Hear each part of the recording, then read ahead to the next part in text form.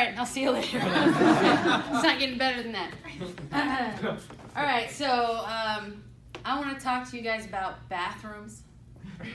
Now, I know Alan got deep into it earlier, so I'm not going to revisit that for you. But a lot of weird stuff happens to me in public bathrooms. And I know what you're thinking, Katie, it's a public bathroom. Weird stuff happens to everybody. That's just what happens.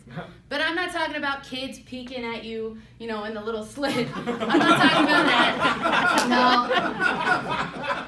I'm not talking about, the lady, asking you to hold her catheter bag while she empties it out. No, I'm not talking about that. No.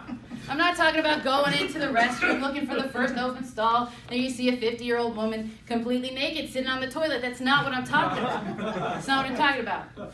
What I'm talking about is something that happened to me a couple months ago at my work public bathroom. We work in a building. It shares, with a lot of different companies are in there. And it's your standard layout of a public bathroom. You got the 3 regular stalls, and then you got the pooping stall, which we all know is the one with the wider door. This particular occasion, I did not need to poop, so I went into the regular stall, okay?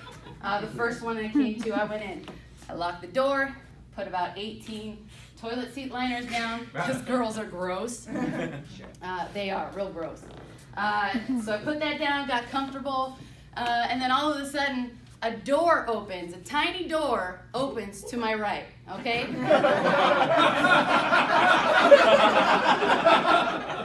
Stick with me here.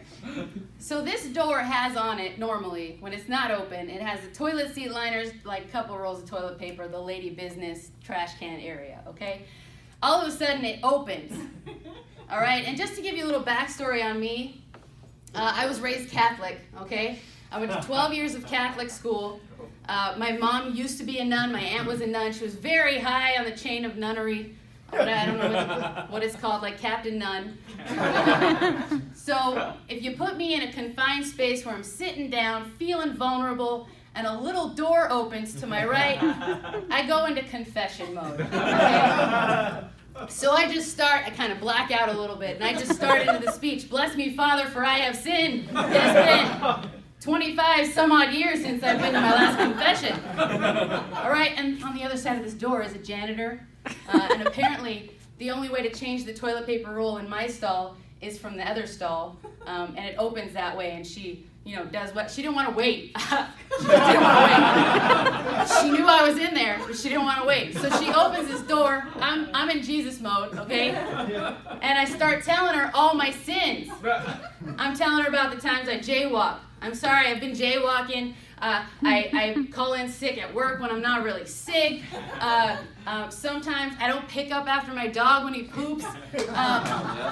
I tell her about, the cockfighting ring I have in my basement. I tell her about how I sell weed to juveniles on the weekend. And then I tell her about this time in Vegas where I almost killed Carrot Top at the MGM Grand. I'm telling her everything. It's about 3 hours this goes on. I'm crying, snot's coming out of my nose. All this Catholic guilt is just oozing out of my pores. Okay? 3 hours later, she's still changing the toilet paper.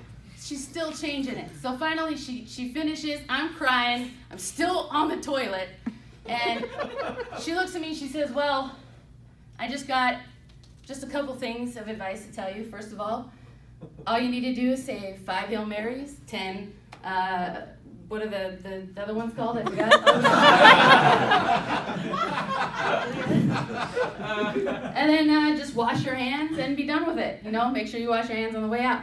And so I said, oh, thank you, grab the toilet paper, wipe all the snot off my face.